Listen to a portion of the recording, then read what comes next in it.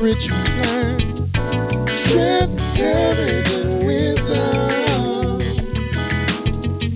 Strength, courage, and wisdom. With a rich mind, strength, courage, and wisdom. Strength, courage, and wisdom is a motivational moment designed to equip you and empower you with the necessary fundamentals and strategies to take your business to the next level. Every Wednesday morning at 8:30, right here, live on Facebook. You are in for a great treat with Rich McClaren on Strength, Courage, and Wisdom. Strength, courage, and wisdom with Rich McClaren. Strength, courage, and wisdom. Strength, courage, and wisdom with Rich McClaren. Strength, courage, and wisdom. Strength, courage, and wisdom with Rich McClaren. Strength, courage, and wisdom. Strength, courage, and wisdom is a motivational moment designed to equip you and empower you with the necessary fundamentals and strategies to take your business to the next level. Every Wednesday morning at 8:30, right here, live on Facebook. You are in for a great treat with Rich McClaren on Strength, Courage, and Wisdom. Strength, courage, and wisdom with Rich McClaren. Strength, courage, and wisdom. Strength, courage, and wisdom with Rich McClaren. Strength, courage, and wisdom. Strength, courage, and wisdom with Rich McClaren. Strength, courage, and wisdom. Strength, courage, and wisdom is a motivational moment designed to equip you and empower you with the necessary fundamentals and strategies to take your business to the next level. Every Wednesday morning at 8:30, right here, live on Facebook. You are in for a great treat with Rich McClaren on Strength, Courage, and Wisdom. Strength, courage, and wisdom with Rich McClaren.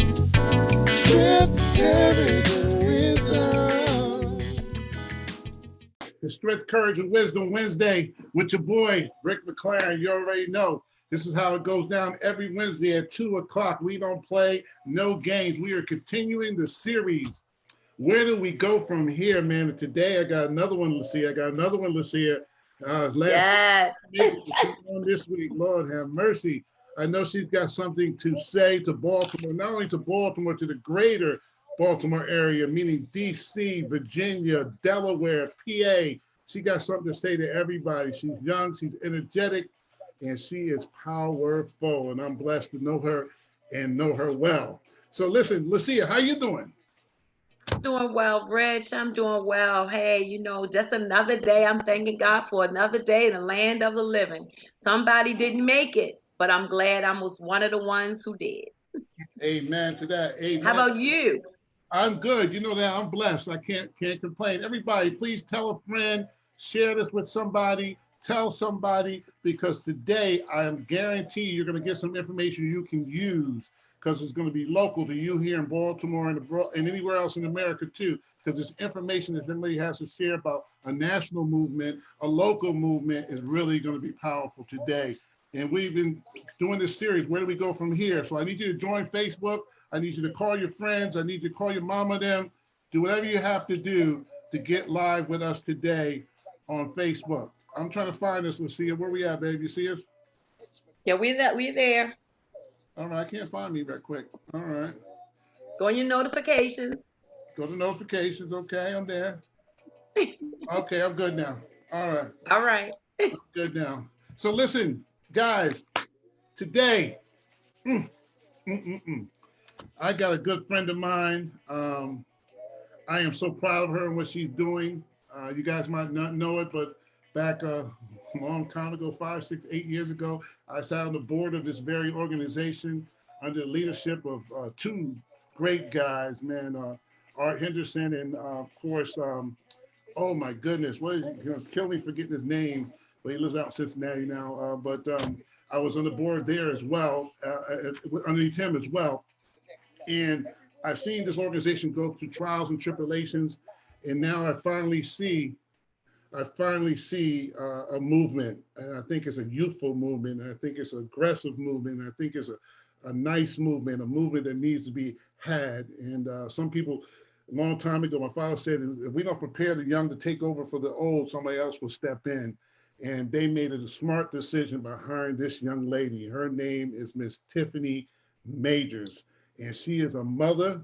She is I think she's daddy too, and she's a sister. She's an AKA. She's a Baltimorean, and she is dynamic. How you doing, Tiff? I am blessed. Can't complain. Thank you for having me. Thank you so much. I am from Philadelphia. I'm from Pennsylvania, Chester, and I am not a daddy. I'm a mother. My children have a daddy. I would never claim to take that from my Black man. Good. That is beautiful. I was just joking with you on that one because I just see I know. I just see you all the time. I see you all the time. She just had a recent graduate to 2020 class of 2020. Congratulations to your son and to all the other folks that graduated. As normal, I always say, my brother Mike is going to surgery. I'm asking people for prayer for that. I want to say to my girl Roxy, as her birthday was yesterday, I want to say happy birthday to my girl Roxy and want to keep it moving. So Lucia, do you have that scripture or do I have the scripture for today? Absolutely, I do. It is found in the book of Isaiah, the 10th chapter, the 27th verse, and it reads, on that day, God will end the bondage of his people. He will break the yoke of slavery off their necks and destroy it as decreed. I want to read that again, Red. I love that. Tell the Lord thank you. On that day, God will end the bondage of his people. He will break the yoke of slavery off their necks and destroy it as decreed. And another version, it says, with the anointing.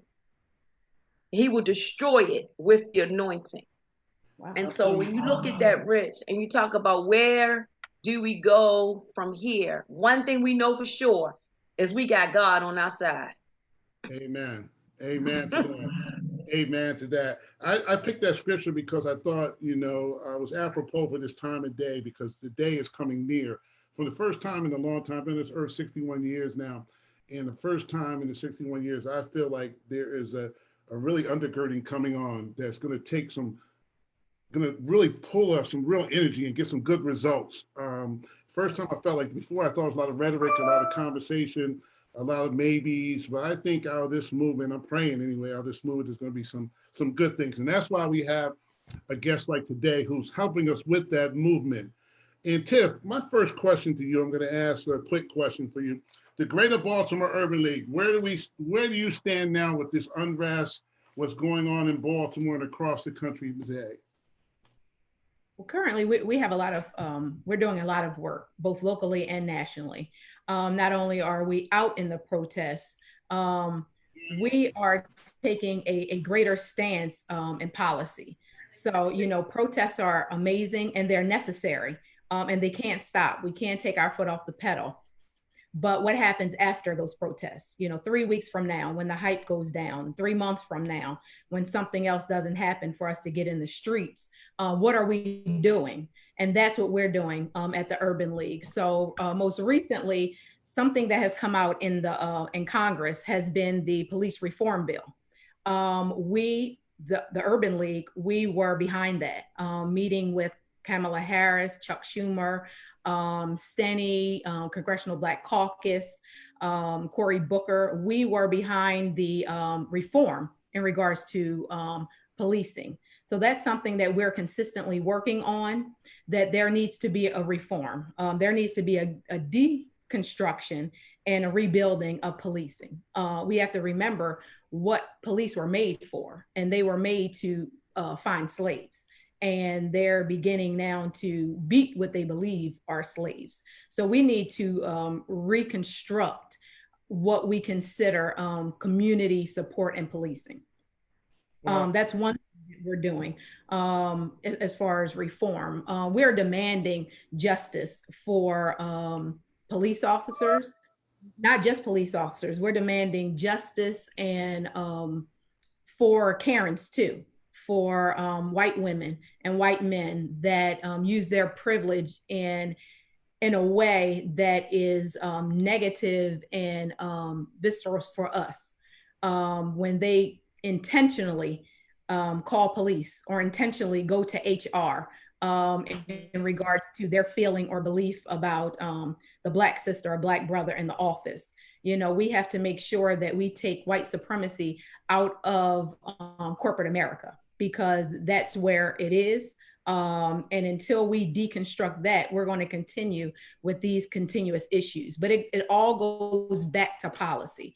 We can stand in the streets, we can scream and we can holler, and we're opening doors. We are definitely opening doors with protesting. Protesting is doing some magnificent things. What is very exciting for me is that the youth are taking over. Yeah. And they need, they have a voice, they have a strong voice. They're not scared, they're honest, they're knowledgeable, they're not out there acting like fools. They have a plan.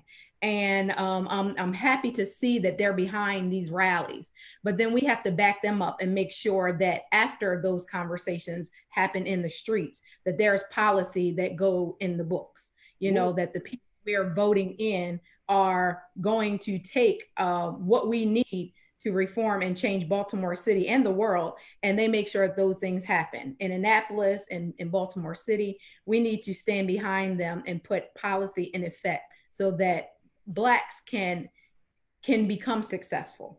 We can't be successful in the times we're still living in right now.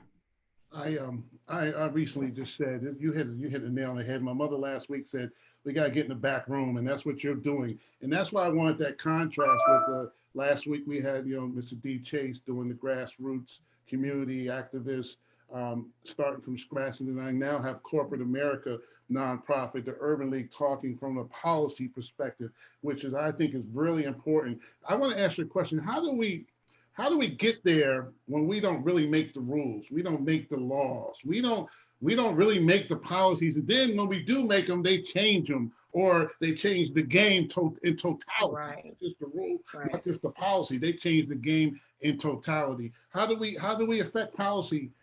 What other ways outside of protest can we affect policy? To be perfectly honest, this is where we have to start. Okay, so I'm sorry. Mm-hmm. I'm sorry. There's the mail.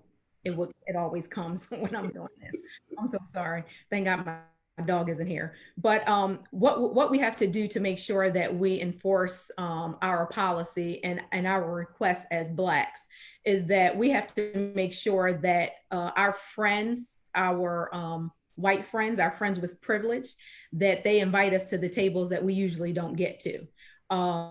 We also need to make sure that our white friends that are not as interested in bringing us to the table and supporting us in the same manner that we support them, that we no longer have that support. And by that, I mean, prime instance right now, Atlas Group. Yes. You know, everyone, ban Uzo Bay, no, hell with Uzo Bay, ban all of Atlas. He has 15 different establishments in Baltimore City. And we sit there and we smile, and they're beautiful. They're, you know, LA type, when we go on vacation abroad, you know, they're the beautiful things in Baltimore.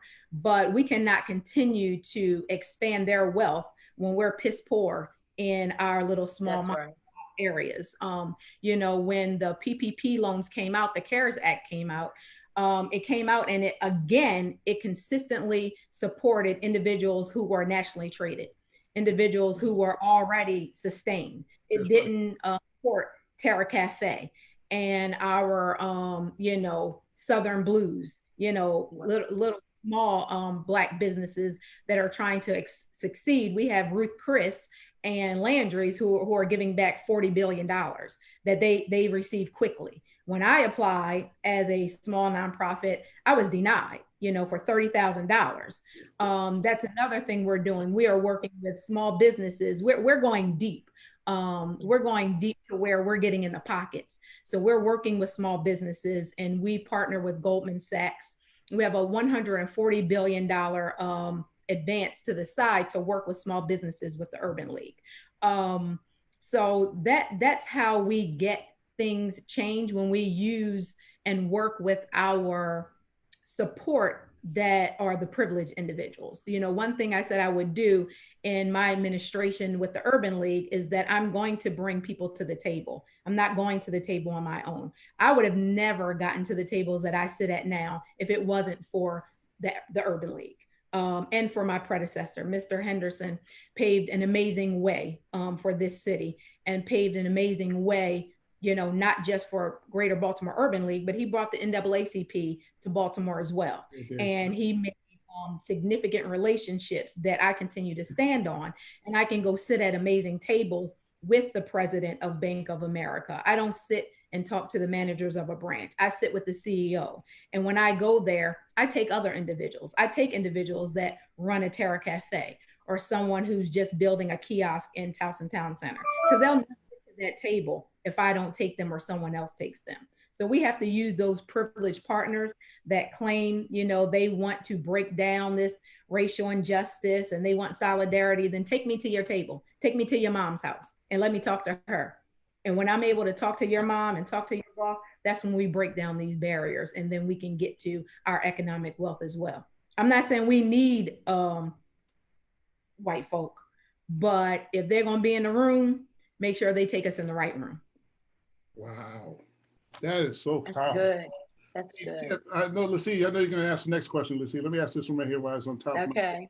I want to ask this question because this is probably going to be a question a lot of people are asking, because they've asked it recently of the NCAA. Baltimore Urban League, you don't hear much hoopla, much advertisement, much upfrontness.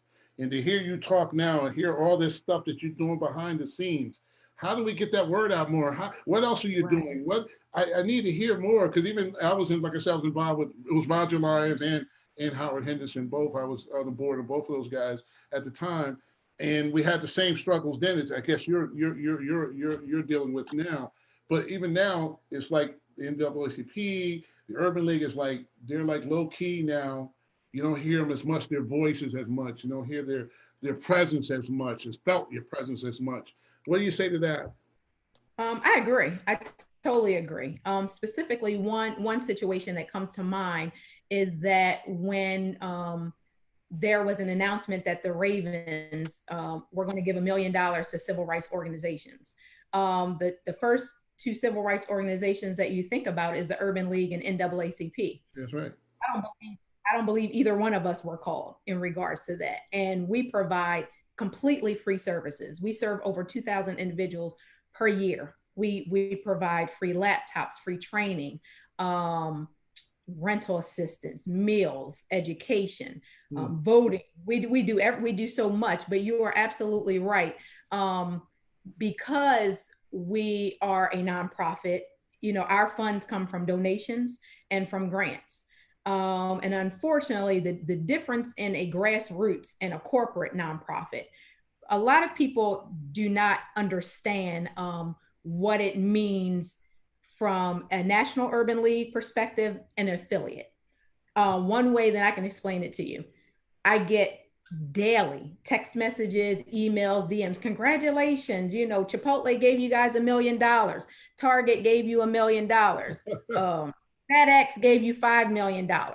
What people don't understand is that, no, they gave National Urban League that money. Mm-hmm. National Urban League, because everyone has this sexy term now, D&I. Every corporation now has to seem like they are bringing in the Black individuals. You know, everything is diversity and inclusion. Let's act like we are equal in our corporation. You know, that's the big sexy word. But when it's diversity and inclusion, you need to explain to me how many more Black people you hired, how many Black people not did you just hire. I don't want to know about the entry level. I want to know about the training for the individuals that you are training to be in management positions, that are going to leadership positions. And our affiliates, we don't have the money that goes to national.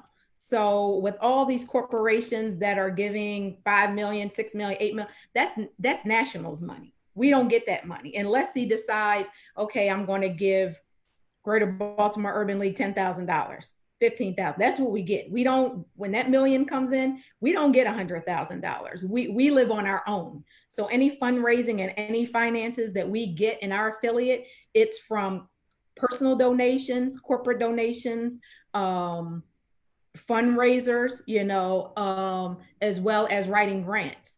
And we are very limited. I got there and I had 12 staff. Mm-hmm. However, we did not have the grant funding for 12 staff at all. We had the grant funding for 3 staff. So I am definitely a person that I'm a good steward of funds. So when I came, I had to reconstruct everything there. And that had to eliminate certain things that were unnecessary. And because of that, I stand alone. I have 2 staff and I have a ton of volunteers. And because of that, we don't have the marketing that we need to have. We are doing so much. Our name, Greater Baltimore Urban League's name, is behind so many policies that were forwarded, so many policies that have been written in. We're in front of the 400 laptops that we gave out. You don't see our name on there because we're not really boastful. We do stuff because we know it needs to be done, but people don't know what we do because I don't have the support of a marketing person, or I don't even have an infrastructure. I don't have an assistant. I handle my own calls. I use an intern right now, but I travel a lot. We do so much. We're not out there screaming, hoorah, hoorah, but we are not the passive Greater Baltimore Urban League that it was, where we were uppity. I'm not uppity about a damn thing at all. When you're doing my people wrong, I'm going to let you know, and I'm going to stand by it, and I'm going to say something about it. We're going to do it with class and dignity, but I'm not going to sit back and smile, and I don't bow down to the mighty dollar. So if I know you're racist and you are trying to call me to now put a smile on people's faces, I don't need your $1,000. First of all, if it's Atlas, you have 15 corporations, don't try to kick me 5,000 at all. If you're not coming in with 100,000, it's no reason to talk, because I see my young Black people dropping at least $2,000 in a half hour sitting at the lock bar and everywhere. And you have 15 establishments. So, it's all about having support. I don't have the support, but believe me, we're talking and we're changing the face and the brand of Baltimore Urban League. We are not passive or quiet, nor is the NAACP. The NAACP is doing a lot of work in Annapolis and, pushing for a policy for education for Black students. We just don't have the support. We don't have the money like, Bank of America and some of these other nonprofits that have a structure that can have a social media person or a marketing person or someone to go to this meeting. I go to all meetings, so doesn't mean I'm not doing anything. I'm doing a whole too much. Yeah. Wow. Wow, Tiff, you seem like the quiet storm to me. That's why I'm gonna nickname you the Quiet Storm. You are the quiet storm. You guys are doing a lot. And Greater Baltimore Urban League has been around for a very, very long time. I want to get your take on a movement that we started a little less than a month ago. And it's called Blackout Week. And what we're doing is we're asking people to take their dollars and to put them back into Black businesses only. And so we're providing them strategies so that we can create economic wealth in our own communities. So I want you to speak a little bit to our people about that and the impact that can actually have. Oh, absolutely. I actually just put up a post last night in regards to that. And it led back to the situation again at Uzo Bay over the weekend, where you had, I posted a picture of the young Black male, Dallas, that was literally looking at his clothes like, what's wrong with me? And the picture of the young white male that had on the same clothes. And my second post discussed that we will go there, we beg their presence. We want to go and spend all this money there for the food isn't tasty. I mean, they have about 2 out of the 15 where the food is actually okay, which is bygone, $1,000 a plate. Yep. And you gotta go praying that you ain't meeting heaven yet. That's how far you got to go up to that place. And that's about $1,000. Those meals are great in Lock Bar, but Maximo is dry. It has no taste. My grandmother's Mexican. There is literally zero taste in that food. So we're going for the atmosphere, and we pay all that money just to sit there at the sexy places, and we pass up Terra Cafe. I keep saying Terra Cafe. I don't know why. I gotta call him. Yeah. He has the best fish hoagie I've ever had. Southern Blues, you have no Owens, we have a lot, but I say that to say that in the Jewish community there's never an issue that they stay to themselves. They buy they have their own community, they have their own police station there that I'm not sure people are aware of, but they have their own police station, they have their own community center, they get tons of funding up there right on the other side of Northern Parkway, and they grow their own food. They take care of each other. If anything goes on over there, they handle it themselves, and there's no qualm about Jewish individuals keeping things together. They marry within, they protect within, they grow within, and they buy within, and they develop. But we continue because we don't have that. Some of them came with a few dollars. We didn't have that opportunity. But as soon as we get a dollar, the black dollar leaves our hand within 6 hours. And it continues to go into these establishments that don't give a darn about it.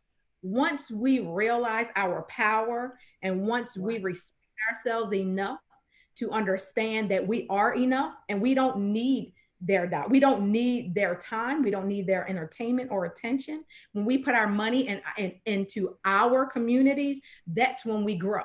That's when we become to what we desire to be. What they claim the American dream is. There ain't no American dream, but that's how we get to where we want to go, is when we put our money in. We don't know how powerful we are. When we shut stuff down, we shut it down. Like, you don't get $1. And I started that on Sunday. I posted, some small businesses, young entrepreneurs, buy face masks. When we respect that, then that's the only time that we are going to get to the point that we want to. We have to discipline ourselves. We can't discipline and stay out of those white agencies that don't want us there. That's right. We're not going to go in. We keep falling on them. So till we respect ourselves enough and identify our power, it's going to be a long road. It took us a while to get here, and we're not going to come out overnight, but I think we're strong enough to do it. Absolutely. I totally agree. It's just like the narrative, I think it was Starbucks made the comment that you couldn't wear the Black Lives Matter shirt, and then overnight they changed their mind. It's too late. Yeah. Too late. Like Atlas. Right. Too late. Well, he fired the guys. They changed the policy. What else do you want? Yeah. This is not the first time Atlas has did it at all. I don't care if he fired the guy. When they say he fired him, what else do you want? What you don't identify is that is institutional racism. That's structural racism. That didn't come from just him. Those are things that you are trained to do, because if you go to all of the other establishments, you get the same behavior. That's what I'm talking about, institutional racism and structural racism. If that's change, then nothing is going to change. I don't care if you say my son now can come in under 12 with sneakers on. The white boy came in with sneakers on the entire time you were open. I don't need an apology. I don't need you to change your policies, because you made those policies because that's what you felt. I can't stand when people want an apology. All you need to do is apologize. Apologize for what? I don't want you to apologize for who you are, because I'm not apologizing for who I am. What I want you to do is take your money and you put it into these poor communities, and then you train us so we can have our own and stay the hell away from you. That's what I want. So if they ask me, what do you want from Atlas? I want some money. I want you to put some money into Baltimore City, the Baltimore City that runs and feeds your establishments. I want you to put that money back in there. Get our little guys off of the street corners that you can't stand. I love my squeegee boys. I give them $1 every time I see them, and I'm gonna keep on giving them $1 because I am blessed. I know what it's like to not have, and a lot of those individuals do not have. So until we start investing back in Baltimore City with all these great corporations, our house, and you have the new one that's taking over Lexington Market, Yeah. you know, Yeah. we're all these white dollars in here, totally negligent that we are pushing out these poor Black people already in food deserts. So that's what I want from them. I don't want an apology. I don't want you to go on Facebook. I don't want you to go on Instagram or WBAL for an interview. No, kick out some dollars so that we can build our own, and we don't have to come and sit in. You don't want us there anyway. We don't have to come sit in. Let's get our own, and then we're going about our business. No, what's so striking for me, this interview, the conversation, is like last week I talked to a very militant George Fraser, and then I just talked to a very young militant Derek Chase. But now hearing you and hearing him, you say it so differently, but you're saying the same thing. It's unbelievable to me the harshness and the hardness and the raspiness and the voice of his tone and demeanor, and then your tone and demeanor saying the same thing, but more from a corporate, yes, I'm angry, yes, I'm frustrated, but I'm going to keep this here because we need that type of person, just like we need the other type of person. That balance is what I'm talking about. We need that. And I'm really it just caught me off guard just a little while ago, looking at you talk so passionately about your people and about the community and about this city, and have a direct connection to a lot of things that's going on. And you probably know more than we all know. I mean, me and Lucia know currently what's going on in the city politically, funding wise, corporate wise, nonprofit wise, and you're probably frustrated as all get out. And then to see a company like Atlas do that to a young man that doesn't make any sense at all. And I was just taken back by that, because like I said, me and Dee are good friends, and you and I are good friends. And I never seen you talk so passionately before. I do have a question for you. What is your take on Black Lives Matters?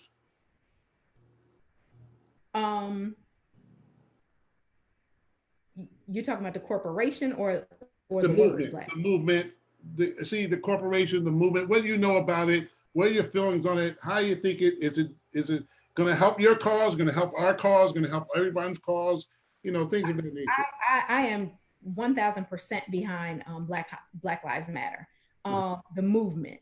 As far as the corporation, I'm going to be 1000% honest. I'm not so sure about the corporation. I hear so many things. I try to read, but it's, you know, when you try to get information, you kind of redirect it even by Google to different areas. So I'm not sure about the corporation, but the movement, Black Lives Matter, 1000%. I'm 1000% behind Black Lives Matter, because we do matter. We more than matter. That, you know, that I saw a comedian talk about, is that all? Is that all? We just matter? You know, we're more than matter. So it's not just, do we matter? We're beyond matter. We are human, we are people, and we don't have to beg for you to treat us right. And see, the difference today is that we have those young militant ones that will go out there and they say, you know, we're not our ancestors. I don't particularly like that.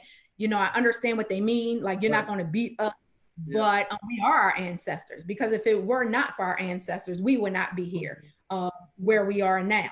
But I appreciate and understand their cause behind it, that you are just not going to do us and treat us the way you did with our ancestors.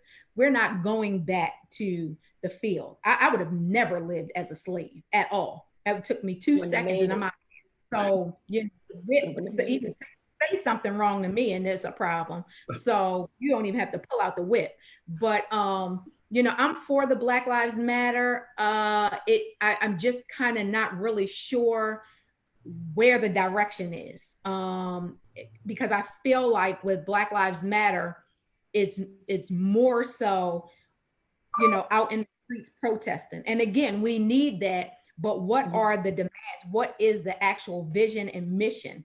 We're beyond matters. We need to move beyond Black Lives Matter. That is evident. We matter, but it needs to go beyond that. So I don't really know how to answer that. I don't know the corporation. I think it's an amazing move.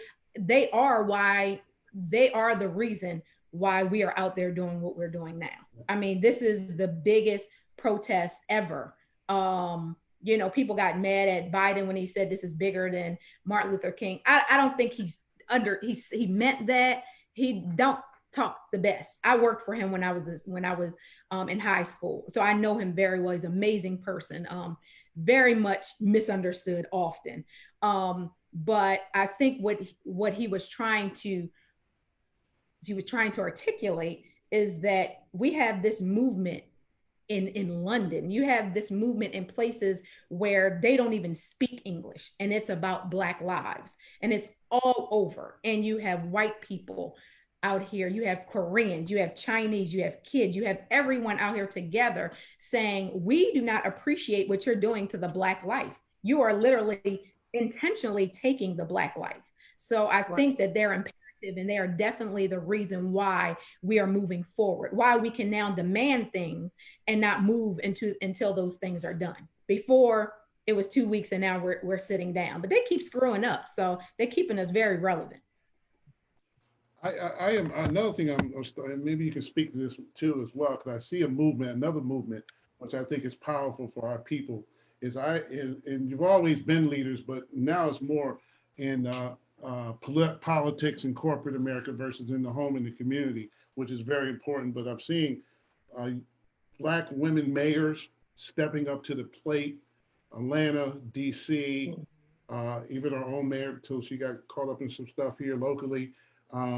But I love to see the women doing what they do, because when women do it, it's something about what women do. I don't know what it is, whether it's in the house, the community, politics, you affect change, and you don't give a damn in a certain sense, to a certain degree. And the lady in DC, she didn't care what the president said. She didn't give a hoot, ain't gonna happen, not in my territory. And then the lady in Atlanta as well, doing the same thing. And you in your own right, sitting here now talking, Mida Frank, I just like, wow, I'm sitting here so excited and just like happy. My heart is fluttering, saying this is what I'm talking about. Especially lately over the last 2 weeks, I had all males. Now I have a female, and your perspective and your passion and your drive, man, gives me hope, man, makes me smile, man, make me feel good. I tell you, I'm excited. Now I'm more excited now. I knew you're going to be a great guest on the show, but I'm really excited. My audience, and I hope they understand what they're witnessing now. Lucy, you have a question? Absolutely. I am inspired, definitely. But, I don't have a question. Well, I do have a question, Tiffany. How can we, as the community here in Maryland, help the Greater Baltimore Urban League to achieve the things and the goals that you have set out to achieve? Because you're making a difference. You're making a difference to us corporately, but yet you are helping individuals as well. A lot of people don't know what you do. A lot of people don't understand how you work so hard. And you just reference you don't have assistance. So it's in me, Rich, it's automatically in me, like, what the world? How you do all this? And you don't have any help. So how in the world, what is it that we can do as a people to assist you to accomplish your goals? We one fact about the Urban League, all urban leagues throughout the world, is that we run heavy on volunteers. You will have a base for higher staff, but we run a lot of programs, a lot of our things off of volunteers. For one, we have a guild, that's an auxiliary, and that is 41 and over. And our guild, they have been doing, they consistently do mighty things, but they gave out over 400 face masks. I'll tell you some of the things that we've been doing in this COVID, as well as in this, in this, right now we're in a dual catastrophe pandemic for Blacks. Right. We're in a pandemic of this COVID, and we're in a pandemic of this racism that consistently happens. So right now we're battling two pandemics that is just unheard of. But we have volunteers that have been supporting our communities. And one thing I wanted to say before I discuss that, Rick, I do love the fact of the Black woman coming out, now, and being in respected and leadership roles. And I don't take anything away from them. The one problem that I have is that our Black men are consistently emasculated anyway. And I hate that consistently, and not you, but people say, well, it takes a Black woman to do it, or it takes a woman to do it. No, the Black men did it well. The problem is they're too scared of the Black man. So that's why the Black man continues to get chopped. And then they say, okay, well, we'll put a woman in there. We'll put a Black woman in there. So I respect when we have Black men in leadership. We can stand together. We don't have to stand behind them, in front of them, or whatever. We stand together. But I want our Black men to get back to that leadership role. And I'm glad that Brandon has been able to, pull that through, as well as Nick and Bill. We have a new powerful Black group right there that's going to run the city that I'm excited about. So I want to make sure that they have Black powerful women standing beside them, and not necessarily always taking the lead, because I stand with my Black man, and they still need to be the head, and I'm gonna be the head too. I ain't gonna be the tail. We gonna be the head together. I ain't gonna sing you out, but I'm gonna be right next to you, bro. Right. But as far as our program, so for youth programs, we have a Saturday leadership program where we run a program, and our students attend and go to a different college every Saturday, one time per month. We have over 130, almost 140 students. Now we have students, some have traveled from DC, Virginia, and New Jersey that will attend the program. And that's 8 to 4 on one Saturday a month. We take them to a different college where they will not just tour, but they will sit and speak with administration. If it's an HBCU, we have a panel of students there to discuss college life. They will discuss the admission process, life on your own now, leaving, relationships, sexual orientation, things like that. If it's a PWI, then we request, and we have a Black panel come and talk to our students, because although they're in a PWI, our students need to consistently see people who look like them in positions where they want to go. So we have tons of volunteers. So when you say how to help, we have tons of volunteers from Bank of America, specifically with our Saturday leadership program. We have some T. Rowe Price, Wells Fargo. We have so many young professionals that are politicians, physicians, lawyers that come and volunteer with our programs. We also have a program that I am now very, very excited to partner with Truist, who used to be BB&T and SunTrust. They're now merged, and amazing Natasha, who is the vice president of community. We are partnering together for a 3-year contract for Greater Baltimore Urban League to develop a workforce development program for the reentry population.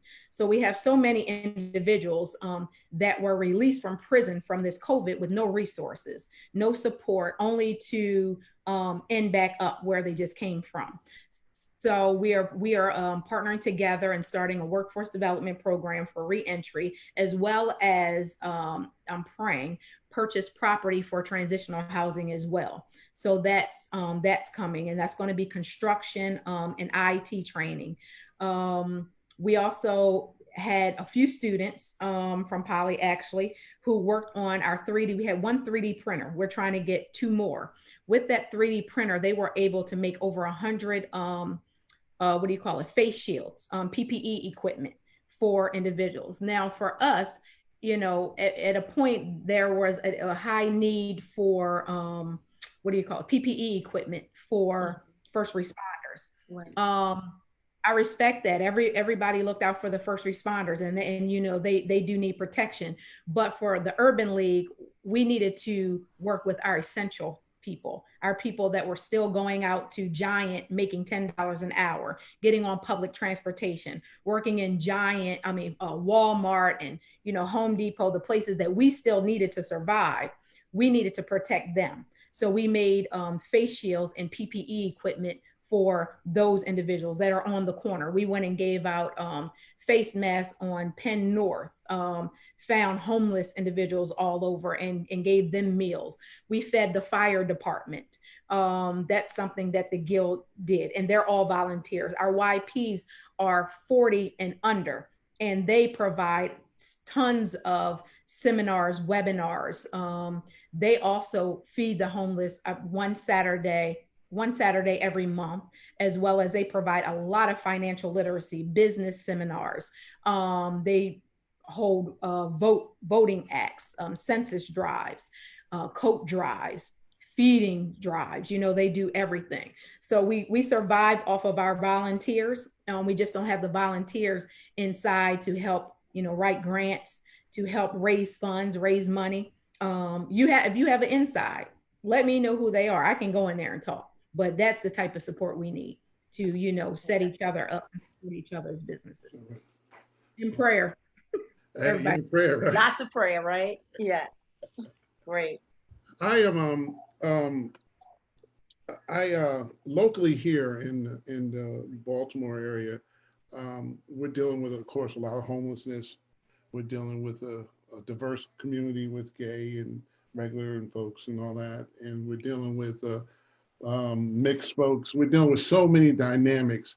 Where do you see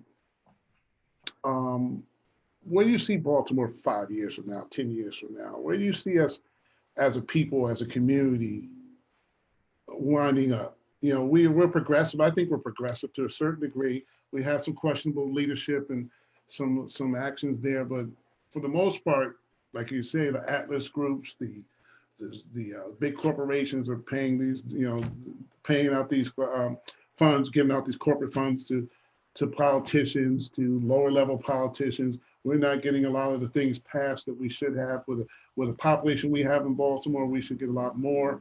We're not getting our fair share. What do you see in the next 5 to 10 years? If somebody asked this 5 years ago, where do you see yourself in 5 years? We all got it wrong, because nobody believed we were where we are now with this pandemic and everything else. I believe as far as the Black community, if we continue to move at the pace we're moving, when we come together, and I will say, I do see some of these little things on the side. Why aren't you protesting or whatever? I do go out and protest, but I don't need to protest. What I'm doing is doing some serious things that is going to last for us next year and 5 years and 10 years, to make sure that there's policy written and that there's actions taken, to where if something happens to your Black son, then we're going to be sure that this officer is going to be, behind bars quickly. But I also hear from some individuals, personally, why are you out there protesting for Black Lives Matter when it's a white police officer that kills Black men, and you're not protesting against a Black on Black crime? And I totally agree. I think we should be marching during the same thing. I don't make any excuse for Black on Black crime. I don't make any excuse for the high crime rate. But I do also blame our politicians for not providing resources for these individuals that feel stuck. There's no reason why you can go up the street and you find a skateboard park.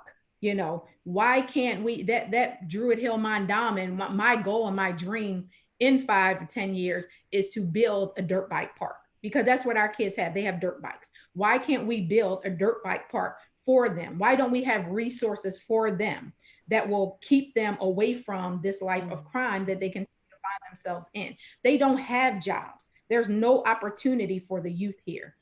People don't want to talk about when we had this pandemic that scared everyone. No one wants to talk about school ending for Baltimore City students on March 13th. People want to act like they're still doing remote learning. If you have 79,000 students in Baltimore City schools, and you only handed out 15,000 laptops, who the hell is getting educated? And then some people are homeless, and you have Comcast that's carrying on free internet until July. Well, guess what? We don't even have a house. I'm living with my grandmom right now. And then you didn't even give us free internet. You gave us a hotspot. So now I have to catch a bus with a hotspot to go sit up in my school parking lot, connect to the internet, download my stuff onto the laptop, go back home and do it, and then come back to the parking lot to turn my homework in. But that's only after 2 months after you shut down the schools. But Baltimore County and Anne Arundel County and all of those places, they went home with laptops. Yep. So our environment is always going to be behind because we're competing against individuals where we're not even coming close because we're consistently depleted. It's going to take a ton. You have uneducated young Black men out there. You have hopeless Black men out there and women out there. You know, they're killing babies at this point. It's disgusting. So, you know, the only thing we have to have change from the womb. Until we change, you know, and start raising and rearing these babies. We went to church every Sunday when we didn't want to be in there. Like, you need to get God on some of these things isn't something that you can talk about how we're going to fix the world. We need to pray. Everybody needs to pray. I don't care who you pray to. God, Black Jesus, cream Jesus, you know. You know, I don't know. But we all need to get real about our part too. Everybody has to play a part in it. You have to take responsibility for your household and your kids and who your kids are with. You know, it's collective, it's a village. You can't have a mother curse you out because you said something wrong to her badass son when you saw him cuss out the old lady next door. You know, you need to be able to whoop his behind and then pray and ask for forgiveness that you did it, but he deserved that behind whipping. We got to get real about what we're doing. We need to hold our people accountable. If your son killed somebody, pray for him and you ask for God to forgive him because he's going to, but he needs to be sitting behind bars. That's it. You know, there's no justification for that.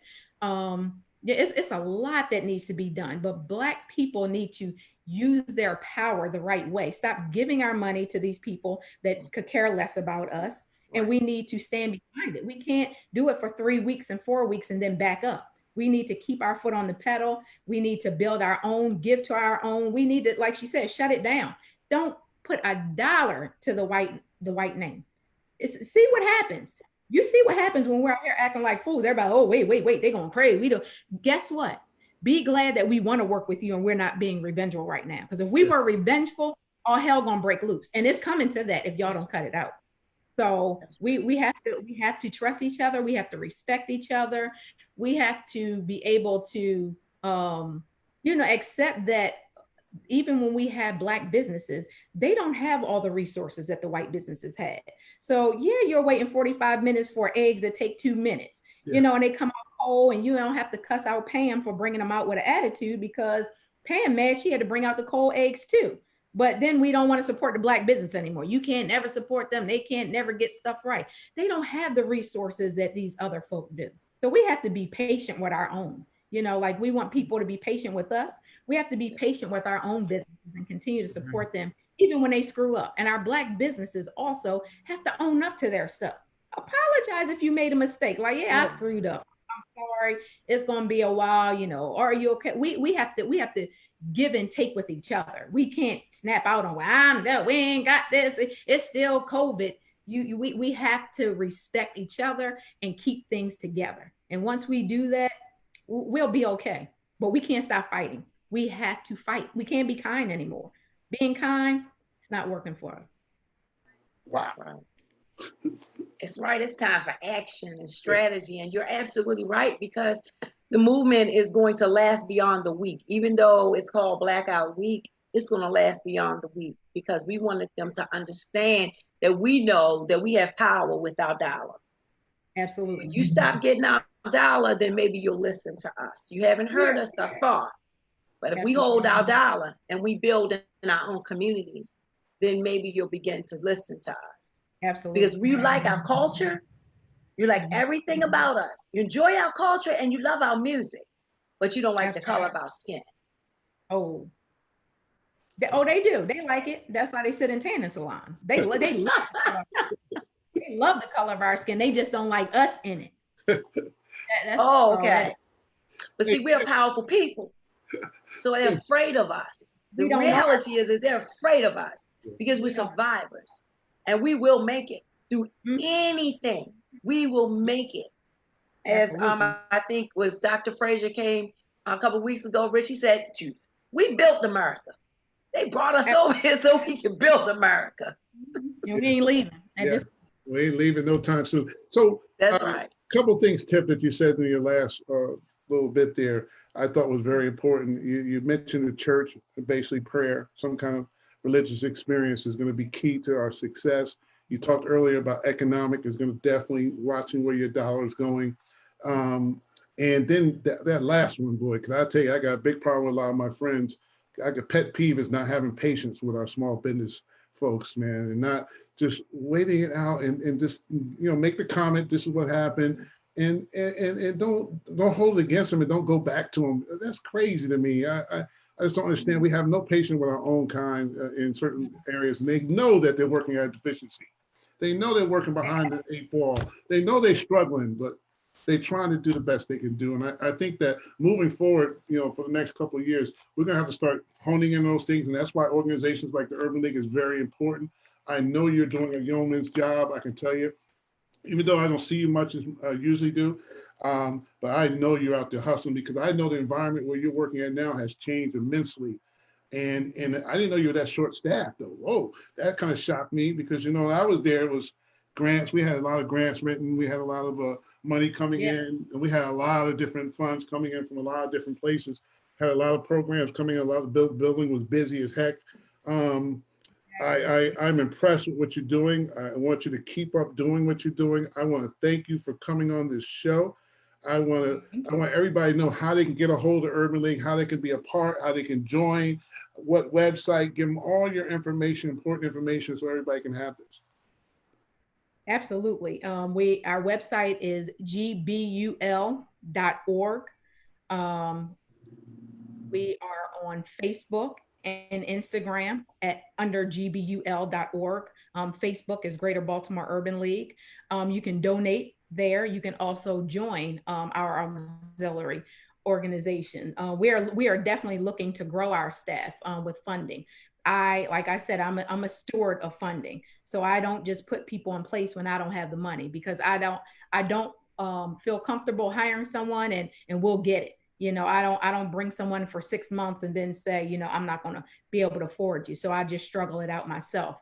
But my vision is for that building, in the next couple of years to become a community center again, where the doors are open every day, where we have GED classes, male empowerment classes, fathering classes, parenting classes, lactation classes, after school care, homeless services, a clinic. The building is humongous, and it's not open. It's not open because it's so much work that needs to be done in it.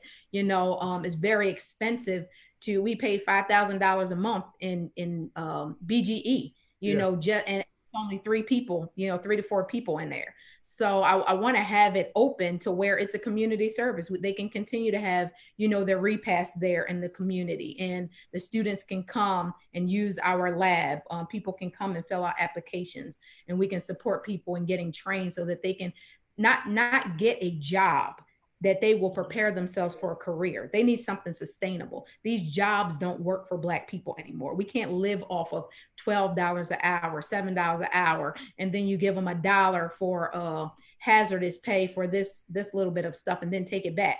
We need to prepare our Black people to have our own, to build our other Black businesses. That's what we, and that's my vision for that building. We need to have it open as a center for the community to survive and sustain. Is the IT training room still on the second floor or the basement? We don't have IT anymore. That was my lab. I built that lab. I funded and built that lab. Wow. Yes, absolutely. The one in the basement and the one on the second floor. I forget the name of it.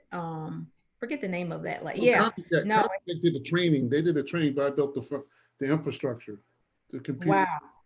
It's still there, but we don't have it. We need, grant funding so that we can get just the regular CompTIA Security Plus, so that we can move to cybersecurity. So I am calling out to all my friends, all my IT company friends. Donate. All my grant writing friends. Yes. All my friends who want to be involved.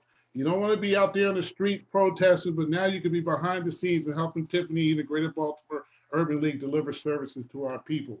I'm asking everybody, the sound of my voice, to please call the Urban League. Call her direct. She said she picks up the phone directly. Don't have to worry about no secretary, nothing of that. Just pick it up and talk to you right away. We need IT solutions. We need a classroom. We need computers. We need people. We need grant. We need money. We need programs. We need grant Thank writers. you. A lot of people out there Thank already you. know about it. We need you. We need you all to come out.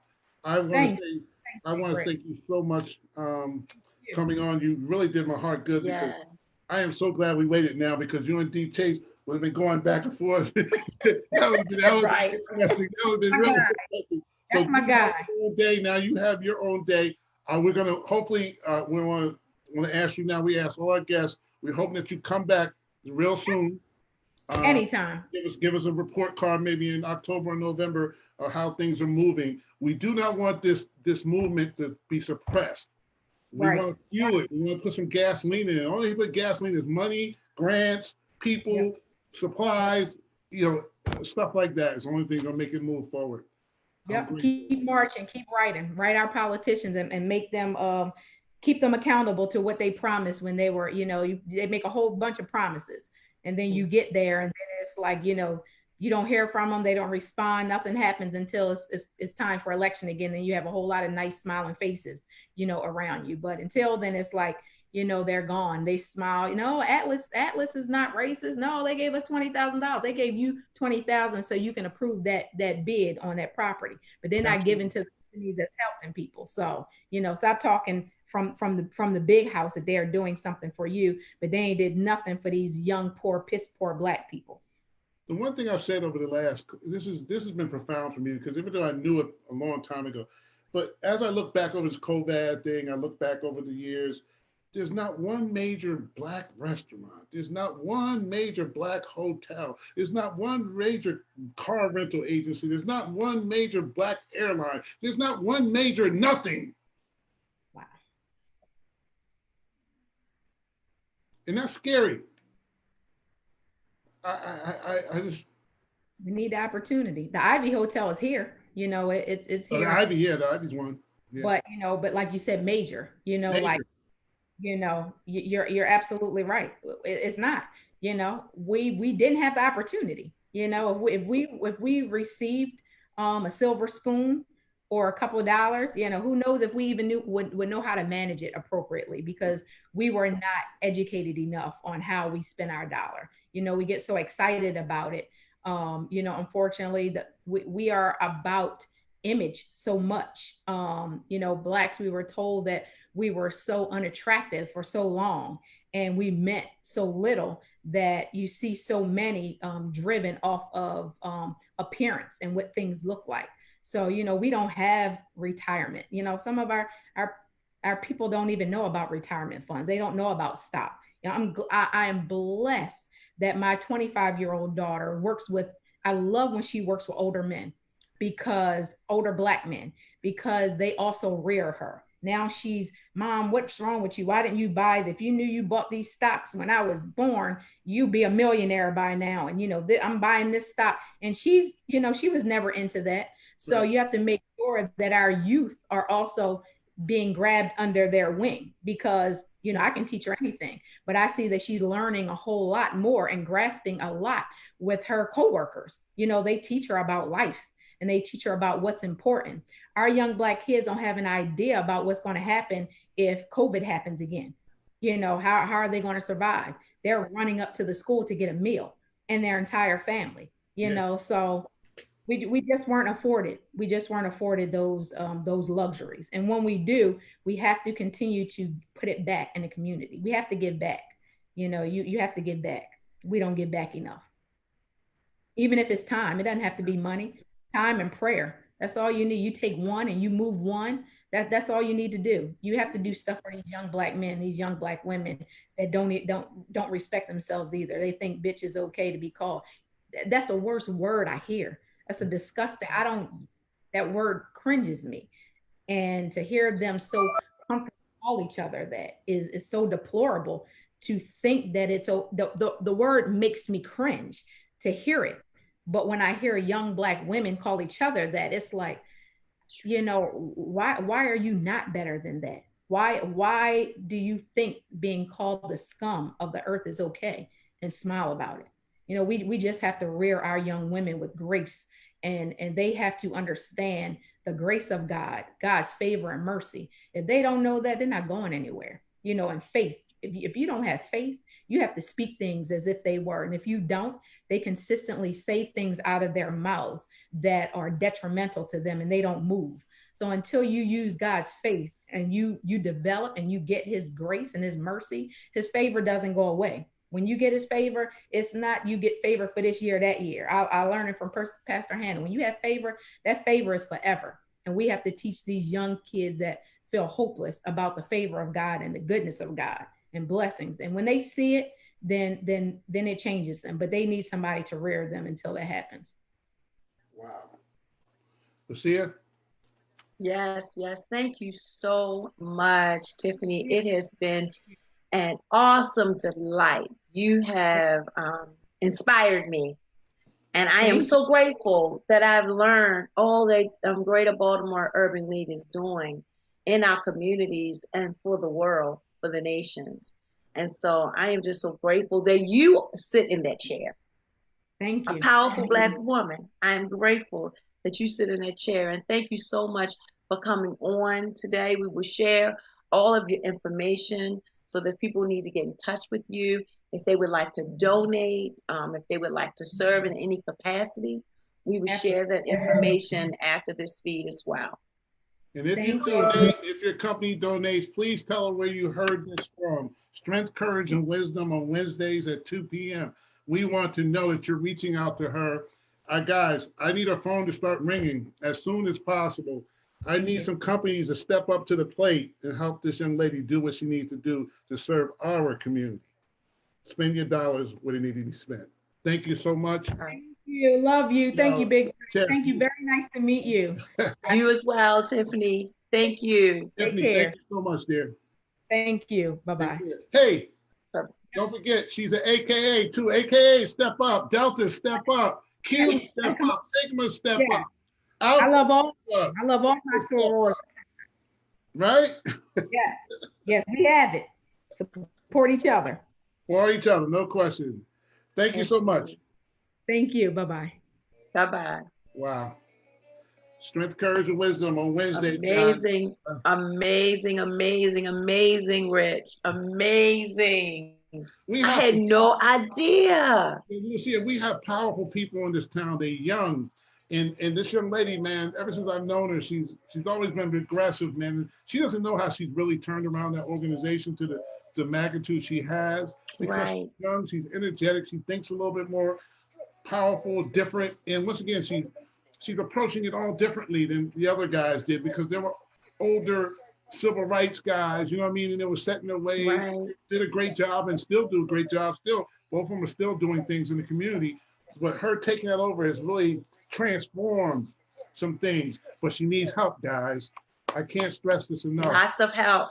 I'm gonna step up to the plate. I'm telling you that now. I'm gonna try to get my companies to do something, figure out how we can get that IT back up and running for her. And I'm asking all my friends again, everybody who's doing something, I need you to help her out. Get a grant writer in there for a week or two to go look for some grants to help her write those grants. Give her a couple $1,000s and say, hey, Strength, Courage, and Wisdom said you need it. We're gonna give it to you. You're doing this. I want to do to feed the homeless. Can I support that? Whatever you need to do, man, please step up to the plate. I'm asking anybody to help her. She's doing a yeoman's job, and I'm so proud of her. And I'm so proud of just all the friends I know in Baltimore. See, all these people I know. Now, next week, we're going to have another guest. You know, I'm going to tell you, this guy is, I'm going to tell you now who it is, Jay Wendell, the war lawyer, is coming on this show next week. He's going to tell you something about the legal ramifications of what's going on and how he's trying to transfer the law and fight for our people every day in the court system. His name is Jay Wendell. We call him the war lawyer. He'll be on this show next Wednesday. Lucia, I don't know what to say. Listen, I'm just wonderfully inspired. We're going to place some information in the comments at the end of this broadcast to help you out to buy Black. There are some websites that you can go to identify some Black businesses. And so we're going to put that information in the comments. Thank you so much for joining us on today. We will see you on next Wednesday on Strength, Courage, and Wisdom. Same time, same place, with the same people. God bless you and have a wonderful day. Listen, support the Black businesses. Don't forget, continue to do so. God bless you.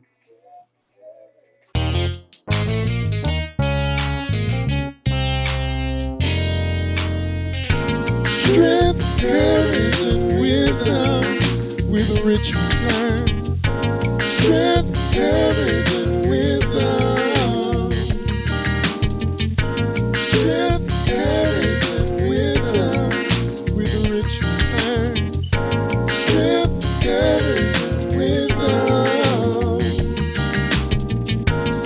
Strength, courage, and wisdom is a motivational moment designed to equip you and empower you with the necessary fundamentals and strategies to take your business to the next level. Every Wednesday morning at 8:30, right here, live on Facebook. You are in for a great treat with Rich McClern on Strength, Courage, and Wisdom. Strength, courage, and wisdom with a Rich McClern. Strength, courage, and wisdom. Strength, courage, and wisdom with a rich plan. Strength, courage, and wisdom. Strength, courage, and wisdom with a rich plan. Strength, courage, and wisdom. Strength, courage, and wisdom is a motivational moment designed to equip you and empower you with the necessary fundamentals and strategies to take your business to the next level. Every Wednesday morning at 8:30, right here, live on Facebook. You are in for a great treat with Rich McClern on Strength, Courage, and Wisdom. Strength, courage, and wisdom with a Rich McClern. Strength, courage, and wisdom. Strength, courage, and wisdom with a rich plan. Strength, courage, and wisdom. Strength, courage, and wisdom with a rich plan. Strength, courage, and wisdom. Strength, courage, and wisdom is a motivational moment designed to equip you and empower you with the necessary fundamentals and strategies to take your business to the next level. Every Wednesday morning at 8:30, right here, live on Facebook. You are in for a great treat with Rich McClern on Strength, Courage, and Wisdom. Strength, courage, and